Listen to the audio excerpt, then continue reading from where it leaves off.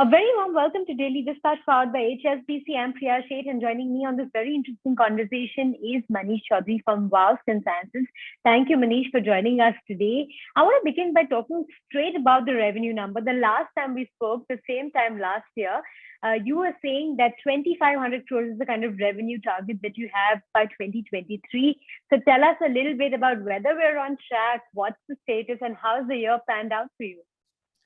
Yeah, so Priya, thanks for getting me back on the show. Slight correction. I think it was a 5-year horizon, which was cut down to a 2023. It was 2025 as a target point of view. But today we are close to around 500 crores as revenues, looking at reaching around 800 crores for next fiscal to be our interim target for next year. A lot coming via strong domestic and international sales. So in short, it's our North Star in 2025 is much more than 2,500 crores. But in the interim for next year, it's close to 800 is what we're looking at building. Right, interesting out there. I want to understand, Manish, in the lead up to this 800 crore rupees and the kind of growth that you've envisaged, what would be the top pillars as far as growth is concerned for this calendar year? Yeah, so at our end, the playbook continues to be building the core, what our hero products are. Continue to grow on those as our entry barrier to newer consumers as we get them in. But our focus for the next couple of years will be making our strong cores, all those being our places of strengthening for the next 2 years, and also looking at opening new geographies internationally where we can build some strategic business over time.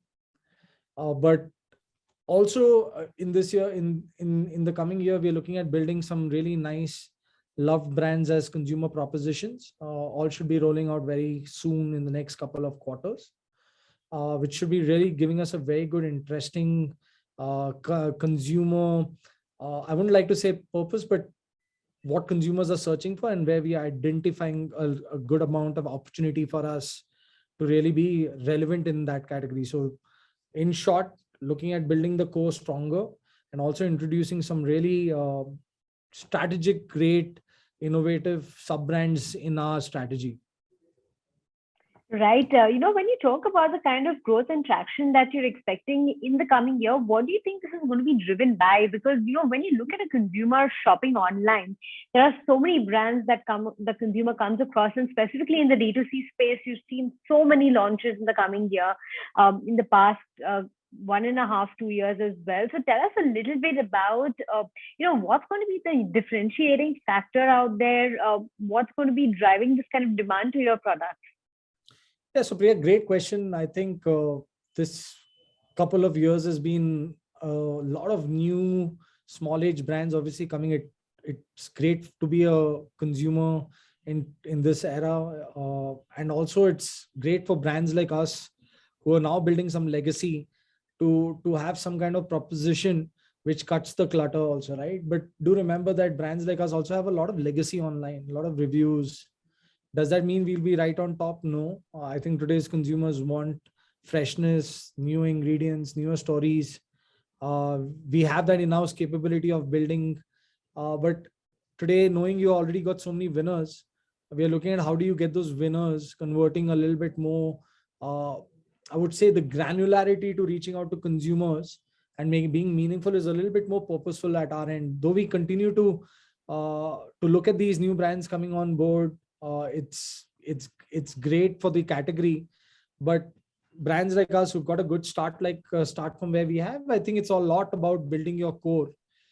In that, there's a lot of armory of today the avenues how we market. Today we don't only market digitally, we also market on television.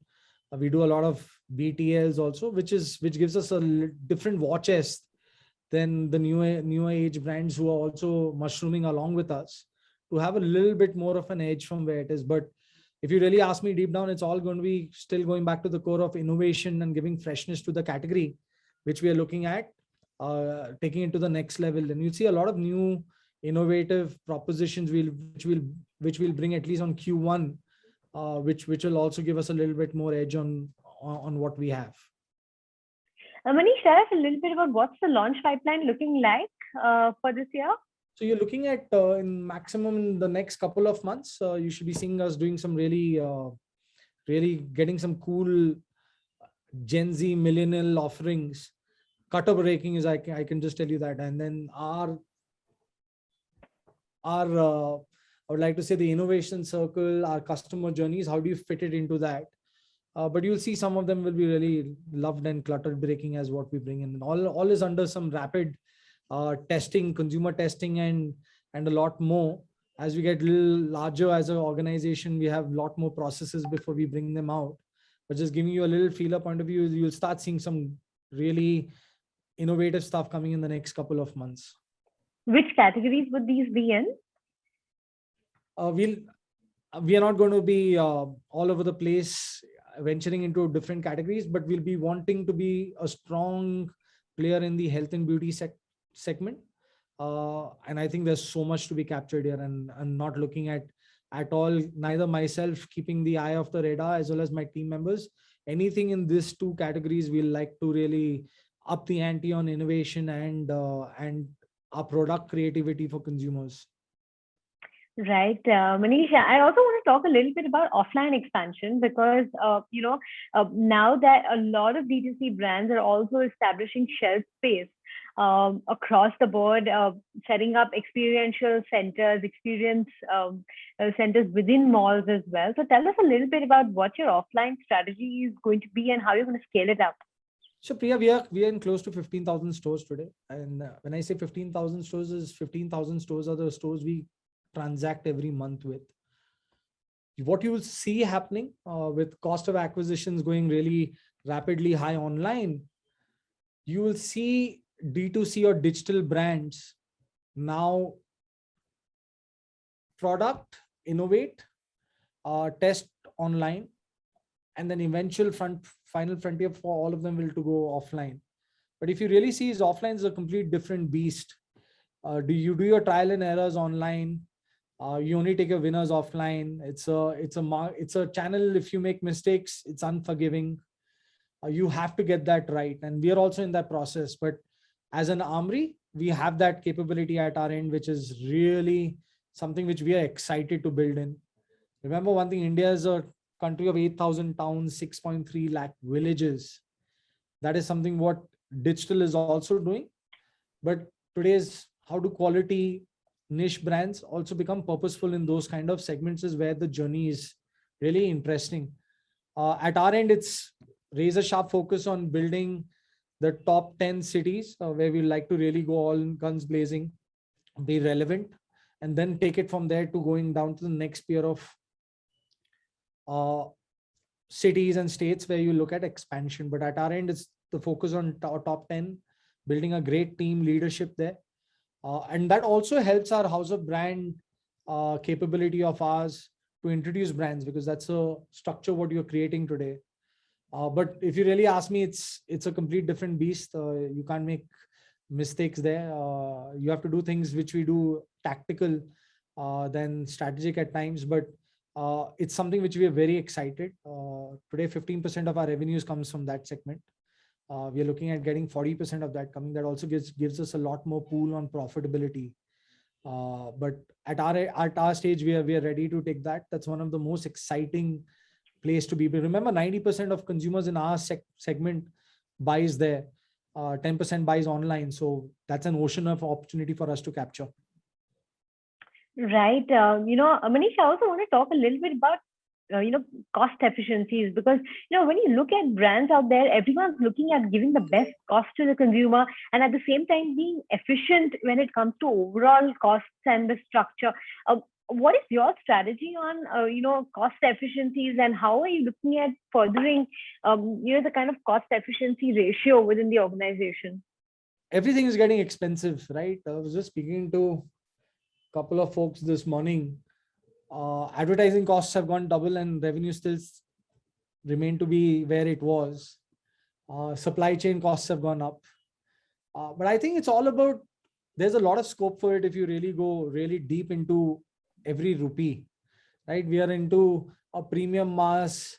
We have a lot of margins. So you attend time to keep an eye off. But as you get larger, every paisa or every rupee matters a lot.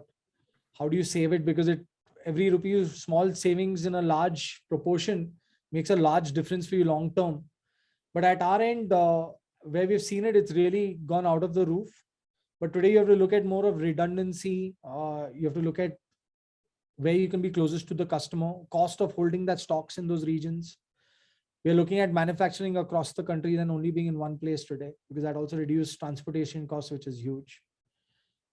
Today is the world of fast commerce. So you want to reach out to your fast commerce folks also who are disrupting where you get products. I was just seeing a hoarding where two of the guys were promising 10 minutes delivery, and one of our loved marketplaces, I'll deliver it to you in 2 days. That's how times have changed. So it's all about how stock availability and to whom you give at the cheapest is also very critical. But there's a lot of room and scope for us. We're very small at our end, but giving an opportunity with the right kind of folks and partners you build on long term, is these are places where you can really optimize, which helps on efficiency of capital long term. But there's a lot of room, at least at our end, to get these kind of optimization on. Right. Thank you, Manish, on that note, for joining us. It's been a pleasure speaking to you as always, and we really wish you all the very best in the journey Thank going you so much, forward. Priya. Thanks for your time. Thank you.